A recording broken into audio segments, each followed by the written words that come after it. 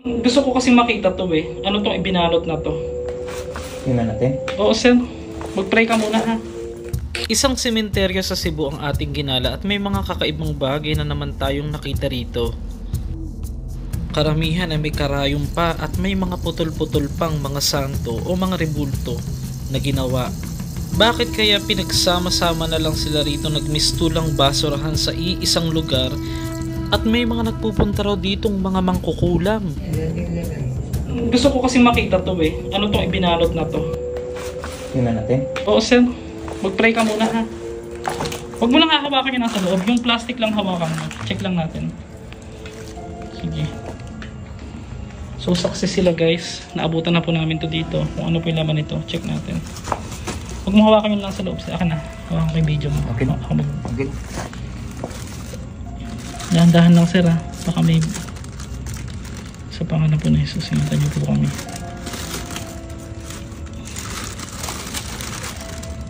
Ano yan? Buto? Or ano? Parang buto.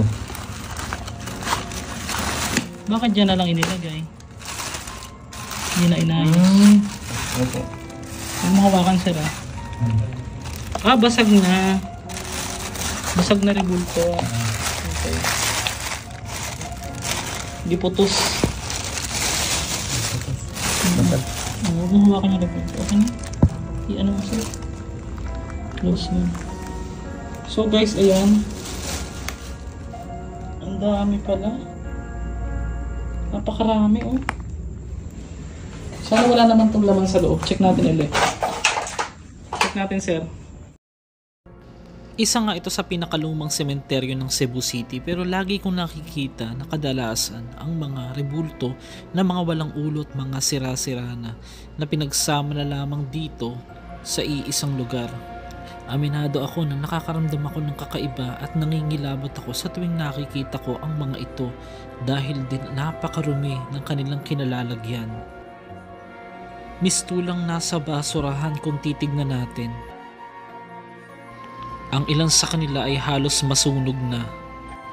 Iba-ibang klaseng mga rebulto ang naririto at ito ay pinagtataka ko lang na bakit walang ulo kadalasan.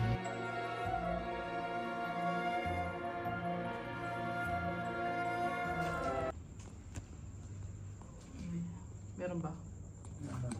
Naa. Ay! Naa siya. Ay, Rosario. Ay, naisulat. Pwedeng kunin? Ayoko kasing hawakan, sir eh. Ako na lang hawak. Ikaw kumuha. Inutusan. Sige, sir. Kunin mo. May pangalan po. May nakalagay po sa loob. Sige. Sige, sir. Dahan-dahan sa pangalan po ni Jesus. Huwag mong babasahin pag may Latin. Ano yung nakalagay, sir?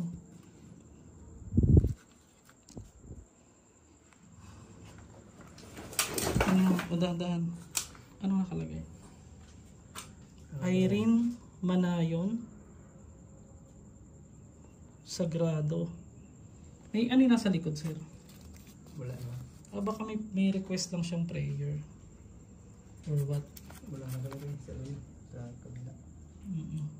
Sige, balik mo na lang, sir. Wala na. Kasi dati dyan tayo nakakitang itim na rosary nilagay. Wala na.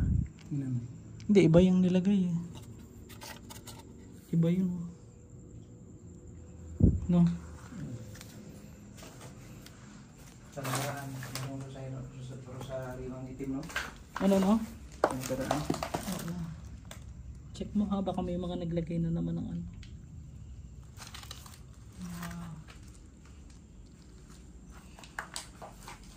A few moments later. Wala kang nakita ngayon dito, sir? Wala pa. Wala pa ng mga alas 12 kalating. Anong oras na ba? Ayun, magte-12 pa lang sakto. So for the last time, wala ba tayong ibang pupuntahan na? Yan. Kita mo yung puno na yan. Marami yan na mga istorya. Nakita akong tao dyan. Tao? Tapos yung mga ano, hindi tao. Ikaw, sir, wala ka bang ano dito, sir, ano, Teroy? Wala. Wala kay kabalo na Wala ko kakuan rin na nakalibing dire. Kinira si Kuan, Michael gay. Mauna siya may mga kita. Pero ikaw nagbubungkal ka rin. Oh. Gagawing kalsada na siguro to. Napakatagal na ng sementeryong to. Mga Kastila pa. Ito mga to, Madre.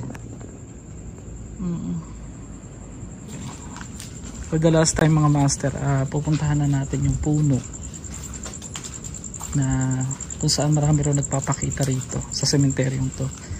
Sabi ni Sir, kasama nating albularyo at sepulturero. Sabihin mo lang Sir kung may makita ka o ano.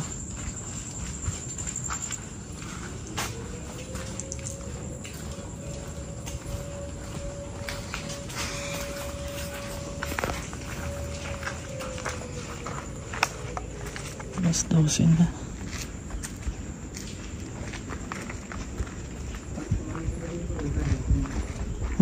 Dito. Yung puno to. Saan palaboy dito? Palagi siya rito. Ano yung nakikita niyo po rito Sir? Dito sa puno ng talisay. May nakatira dyan. Pasintabi po. Tabi-tabi po.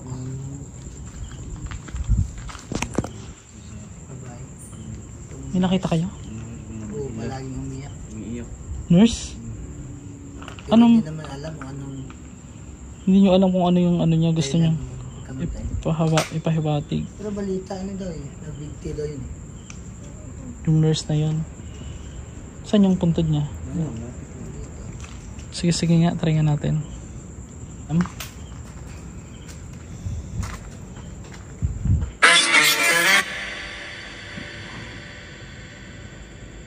Ano po? Parang kumakanta. Hello po. Tara Sir. Ano natin yung yung sa puntod ng parang sinasabi nga nilang umano nurse. Lagi siyang umiiyak Sir. Dito.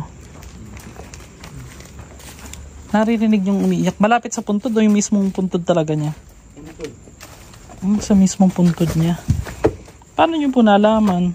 Sa kahinig namin. Yung ibig sabihin habang naghuhukay kayo or Minsan din, mga tail. Hindi ka, wag na lang natin pakita. Sa may bandang taas? Wag natin ipakita, baka magalit yung So pinanganak po siya ng 2002. Oo nga, parang nurse nga. ayun. Oo. Hindi ko po ipapakita guys kasi po ito. Namatay po siya ng 2023 lang nitong last year. Pinanganak po siya ng 2002. Bata pa. So ano yung paniniwala? May sinasabi sila na di umano ito raw ay nagbigti. Oo. Sabi. Tapos umiiyak dito. Oo. Hindi makatanggap na yan. So hindi na po natin ipapakita mga master at malaking angkan po sila. Baka maano tayo nito. Mabatas tayo. So yan po siya. Tago natin sa pangalang Sofia na lang. So ang paniniwala sa kanyang mga master ay siya ay sinasabing tinapos daw yung sarili. At lagi nilang naririnig. Ganon yung kadalas naririnig Sir na umiiyak dito ito? Ano sa nilas na kuwan din? Nag-ilak? Ano siya? February 9. Yeah, last week. Susunod, ano ang nakakapangilabot na paniniwala ng mga Cebuano tungkol sa paghiling nila sa mga patay? Nakakagulat ang aking nadiskubre sa kanilang sementeryo. Mismong sila na nag-share sa atin ang kanilang mga storya na hindi malilimutan sa sementeryong ito. Paano nga ba nila isinasagawa ang paghiling sa mga patay? At bakit nila ito ginagawa?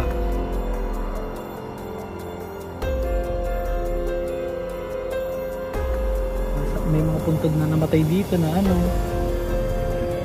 inilibing na pinatay or nandun pa yung lubid. Oo. Wala namang lupit. Ay, anong ginamit niya? Kinuha lang. Kinuha Puno na lang.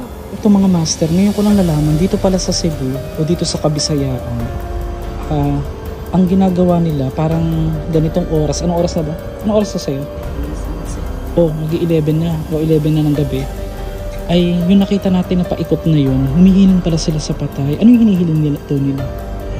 Yung mga kasama ng kandila na isasabay ng toros dito. Kasi yung paikot ng kandila, yung master. Ito, yung sila mga sa may harap ng malaking group.